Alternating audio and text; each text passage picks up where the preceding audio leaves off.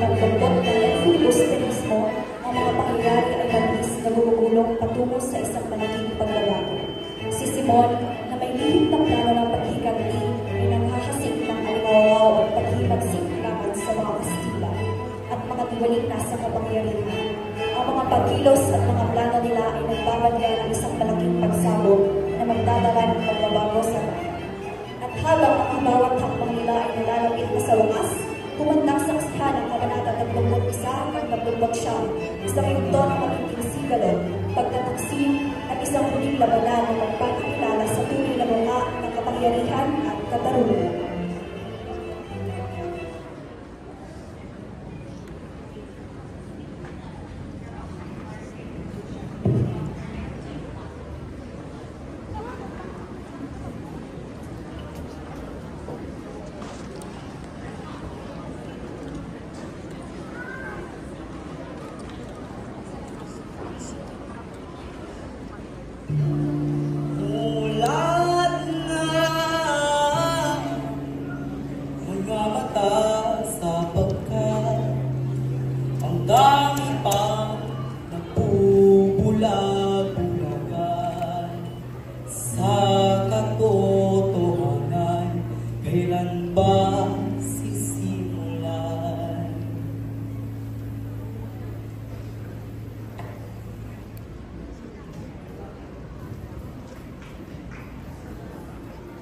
Huwag nating hayaang mawala ng takot ang mga pilibusterong kabataan sa pamahalaan. Kailangang may maiwan. Ngunit si Basilio, wala siyang sala. Pobre ese serpiente. Siya nga ba? Lalong mabuti. Kailangang pasakitan ng isa para sa ikabubuti ng marami. Hindi ba kayo nangangamba sa mga parata? Para po Mangangamba! Ako'y may kapangyarihan. may kapangyarihan ka nga. Kaya't dapat ang napantay rin ang turing mo sa mga Pilipino. Wala kang karapatan!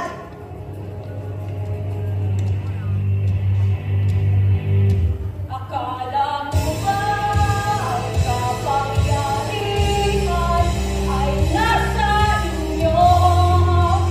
Sino ba kayo? Magwawagi ang katotohanan, ang kadiliman ay ibabagsak.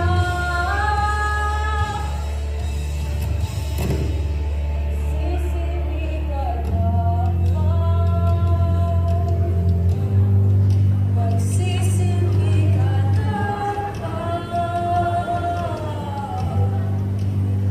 Palayain mo si Basilio.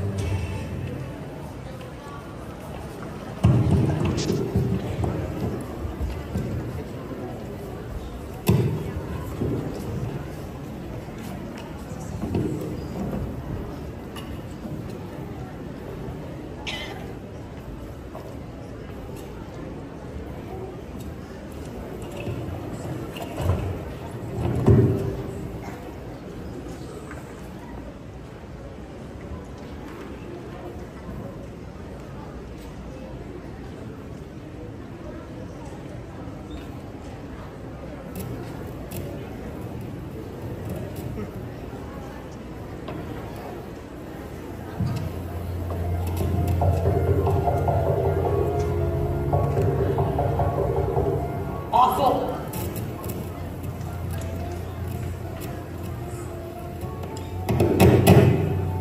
Nakalito ka.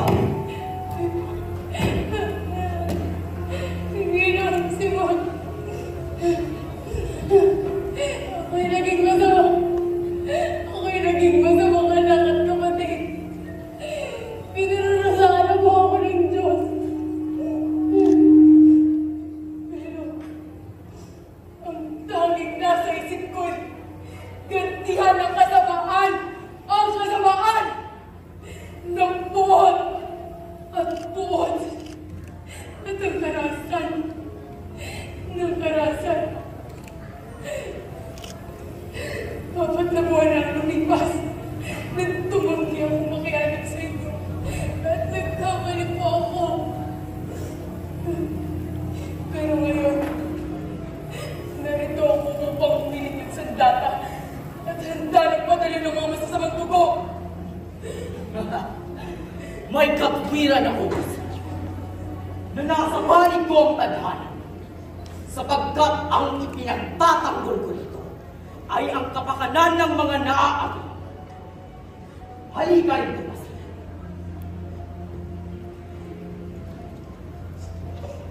Senyor, Ang bayan ay hindi matututo hanggang ang mga mamamayan ay mananatiling tapat sa kanilang mga maling pananaw. yan po ba ay isa? Oo, Basilio! Ito ay libro. Ngunit ito higit pa sa iyong iniisip dahil ito'y may halo ng mga tinimping buot na walang katarungan at mga pang-aapi. Ito ang huli-huli ang sandata. At ngayong gabi, maririnig ng buong Pilipinas ang pagputok na dudurog sa mga bulok na ito. Magdaraos ng isang pigil at ang ilang palamito ang siyang ilalagay sa krus kung ipinasadya. Kapag lumimlim na ang kanyang liwanag at may magtangkang gumalaw ng bansa, ay ito. Sasabog ang granada at kasabay nito ang pagsabog ng bulok na sistema ng ating bansa. Kung gayon din ang Simon, hindi na po ninyo kailangan ng tulong ko.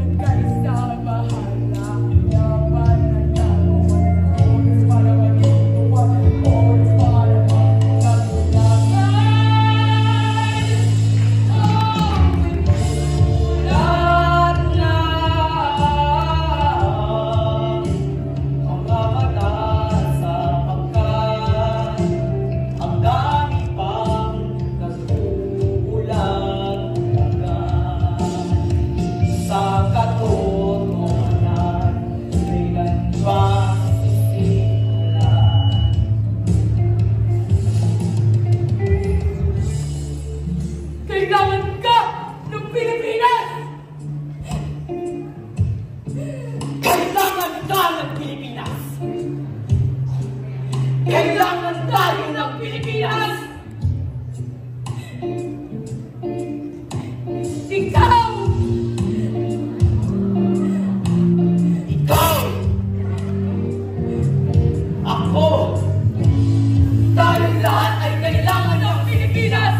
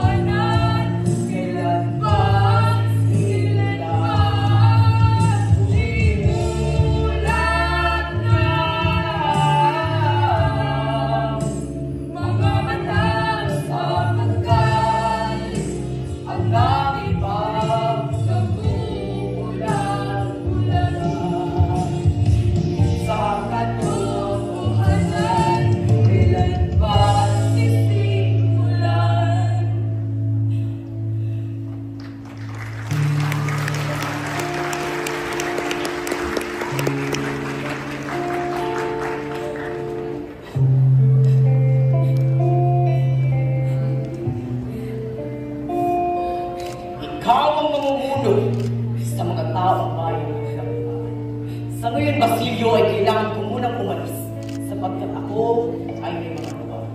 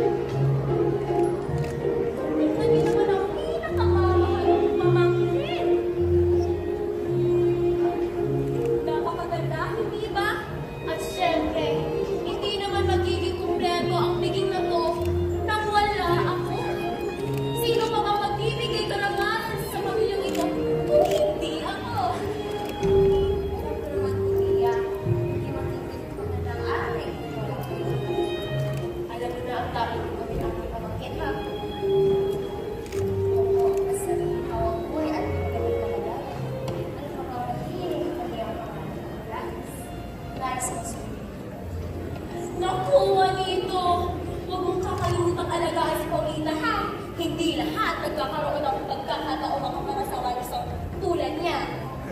Makakaasa ka po sa akin, Tia Victorina.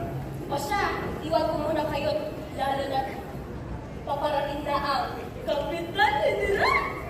Mag-aayos na ako. Lalo na ang araw dito. Mi amor, Paulita, sa wakas ay aking kayo. Ipinapangako ko sa iyo na magiging maligaya ang ating buhay sa piling ng saksa.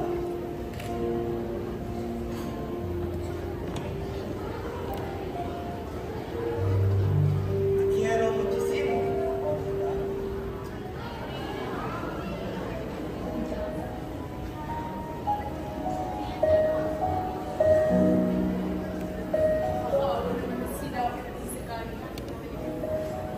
Siguro, kung hindi ako nakulong, ikakasal na rin kami ni Huli. Nais ko lamang na magsama kami, magkaroon ng pamilya. Bakit nga ba ako pinalat magkaroon ng ganitong buhay? Huli, kung sana'y nariyan ka pa, siguro ang sakit na nararamdaman ko ay mas magaan. Bawat pag-iyak ko ay para sa'yo.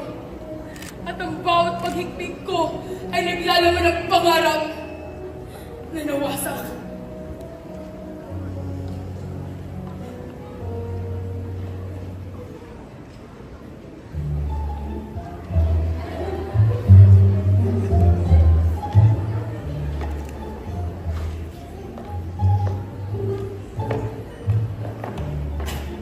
Napaka-igraga talaga ang kasal ng dalawa.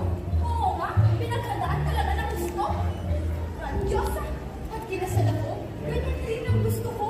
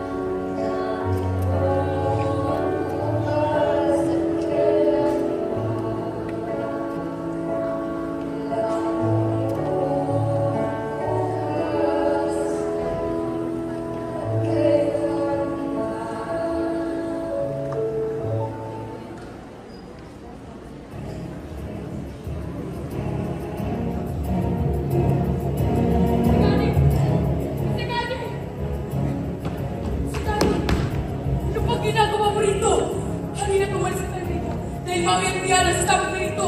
Hindi ko kaya iwan ang minamahal ko rito. Lalo na sa mga mangyayari. At bukas sa iyo. Hindi na siya at ate. Naririnig mo ba ang sarili mo, Isagani? May bomba ang bahay na yan! Tumatakbo ang oras, Isagani! Si Paulita Basilio! Si Paulita! Si Paulita! Hindi ka malahirapan tumanggi sa katotohanan! Hindi siya para sa'yo at hindi mo siya matutulungan sa oras na pangailangan! Isagani, sa ng nagmamakawa mo, unahin mo naman ang sarili mo! Mas mabuti na yan ang mamatay na may pag-ibig sa puso. Sa mabuhay na walang saysay. Hindi ko kaya pinuwan ang pag-asa siya'y magiging akin. Masaling sandaling ito, Basilio. Nagmamakaawa ako. Isagani, anong nangyari sa'yo?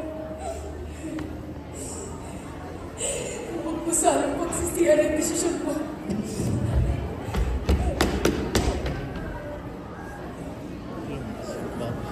Kung ang buhay ko'y kapalit ng isang dakilang layunin, pagpaliban ko na ang aking sarili!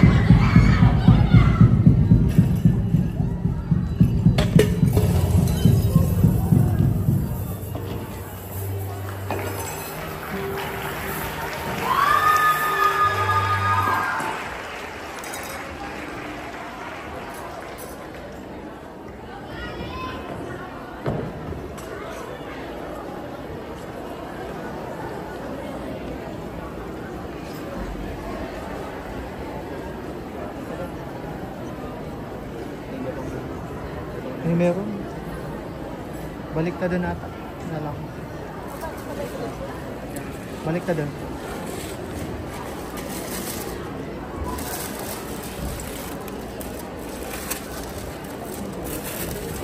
Naman na.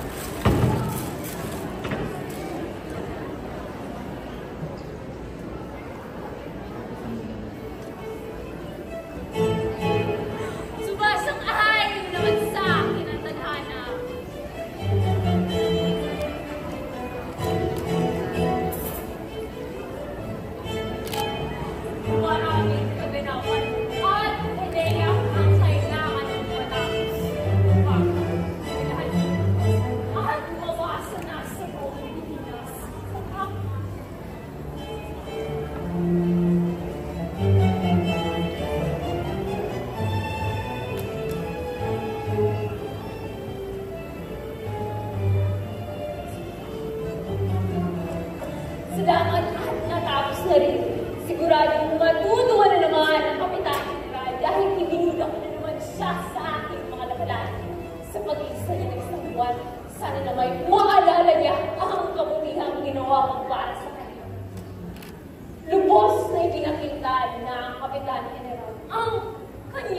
kadakilaan.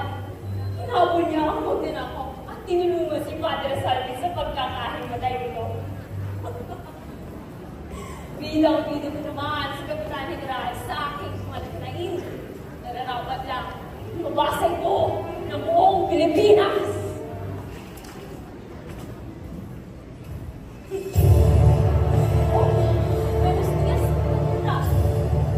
Totoo bang yung sinapublikong mga kaganapan sa piling kagabi? Kung hindi mga marabali, aking ipapapasa sa inyo ang malaglayong ng sinalo. Punong-puno yan ng mga papulis. Tonto! Hindi maaari! Aking pinagbabawal ang pagsasapubliko ng mga kaganapan sa piling kagabi! Wala nang ngunit-ngunit! Nakasalalay ang buong bansa! Nolo sabi, stupido!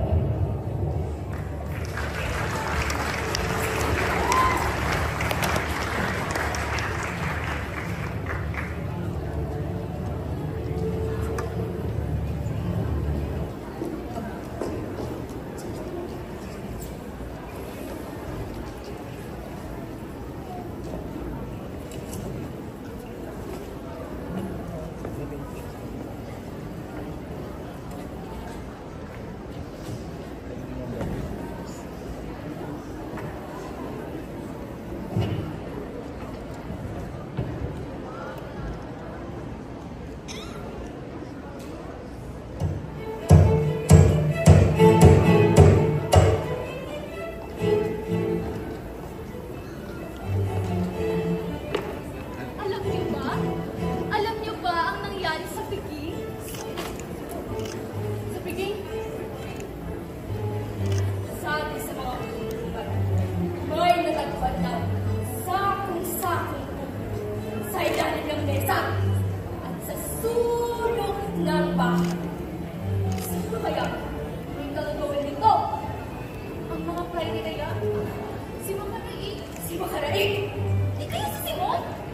Ito pa. Kalaunan may isang nagnakaw ng lambar ang ibinigay ni Simon. Ang lambar ang iyon daw ay gagamitin para sa pagpapasabog. Umalis daw si Simon bago ang Peking. Baka umalis siya para mag-inita siya ng pagpapasabog. Wala si Simon. Hindi nag-iwan ng anumang bakas. Naghahanap siya ng lugar na sibig. Si Simon nga talaga may kagagawan.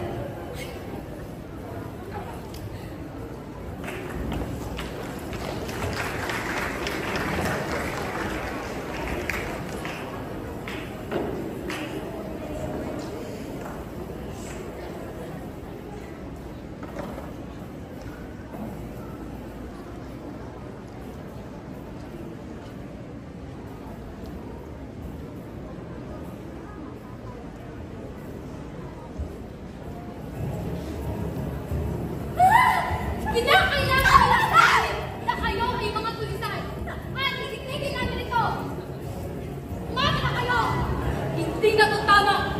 Mas masahoy pa kayo sa mga Kastila! Ikaw, Carolina! Marilin mo ang lalaki nasa itaas ng mundo! Hindi ako kagaya mo! Ernest! Ikaw na lang kaya! Mamili ka lang! Sa'yo ganda ng katugo! O sa lalaking nasa itaas! Umakas!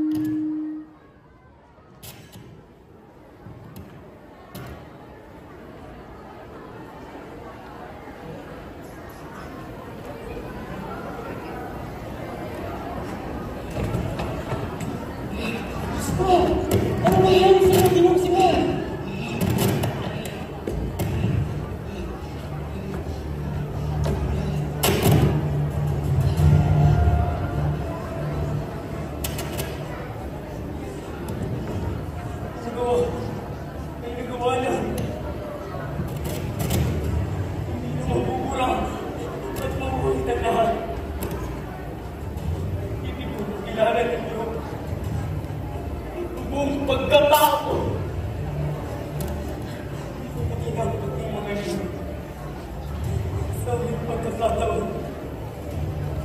Nais kong maalis at pasulit sa aking bibig. Kung taon ako nawala, marami akong mapangarap. Hinanap ko aking iniibig na si Maria Clara. Nalaman ko ang ginawa sa kanya. Inais sa magiganti. Pagkas ko, tinanggalan kami ng karapatang magmaanak. Ngayong evolusyon ang panayay ng aming bahay. Pagkanto, lalong ibinigay sa akin ng Diyos. Tama ba ang ginawa, Padre? Bakit hindi niya ako tinulungan sa mga nalimin ko? Para sa igubuti ng bayan na ninanais ko. Patawarin ka ng Panginoon, Diyos mo. Hindi pinapayagan ng Panginoon ang layunin ng pumunang kasamaan. Pagdarasan na ng talo ng Senyor.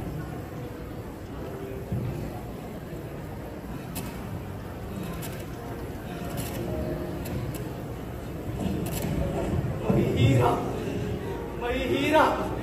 Bayan ko!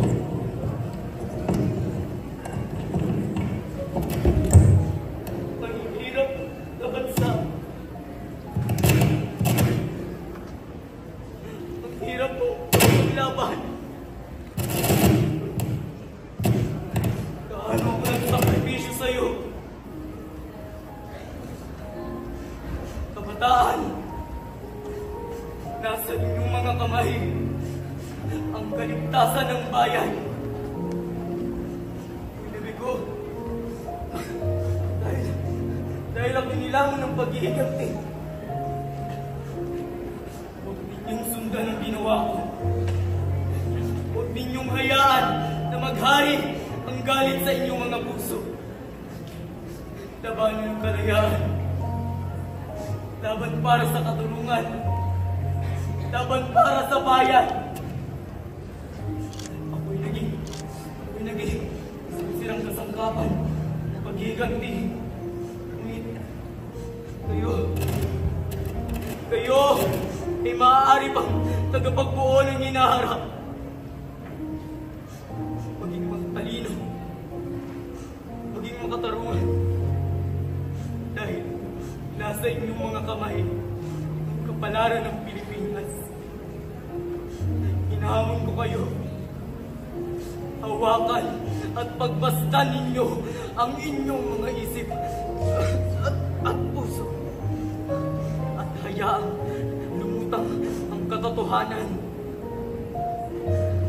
Tapos na ang aking pagkikibaka. Ngunit ang laban ay magpapatuloy pa.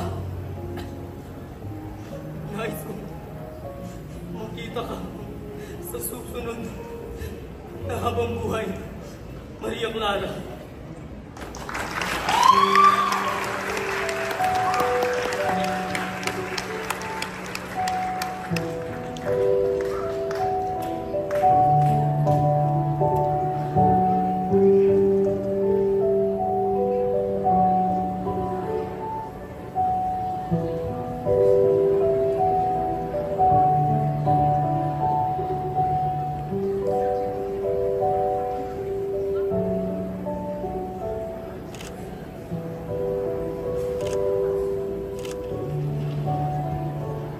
Patawad Maria Clara. Hindi ko paglaban ng aking sinimulan. Hindi ko sinasadyang paligaw ng landas dahil sa pag-ibig ko sa'yo. Kalimutan ko na kalayaan ay hindi dapat dahil sa dapat pagkakaroon ko. Ang pagmamahal ko sa iyo ay nagkulang sa akin sa kaliliman. At sa huli, nakikita ko na ang tunay na halaga ng aking mga pagkakamali. Hindi mo ako magkakamali.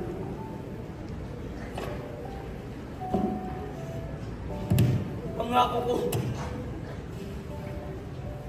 paglalaban kita ng karapat-dapat.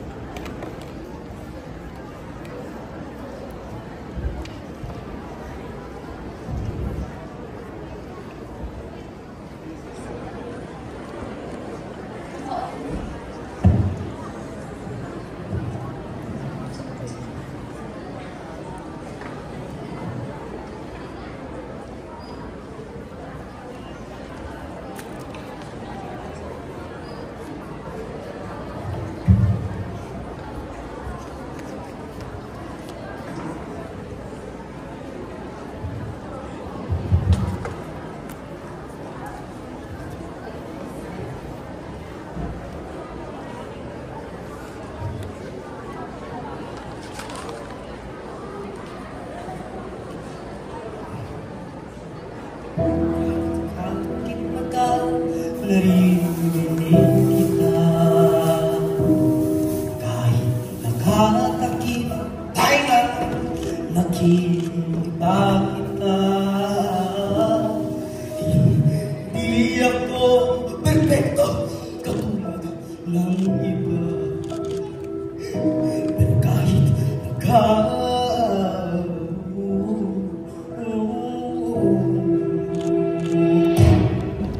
pinapasok na mga lumot yung mga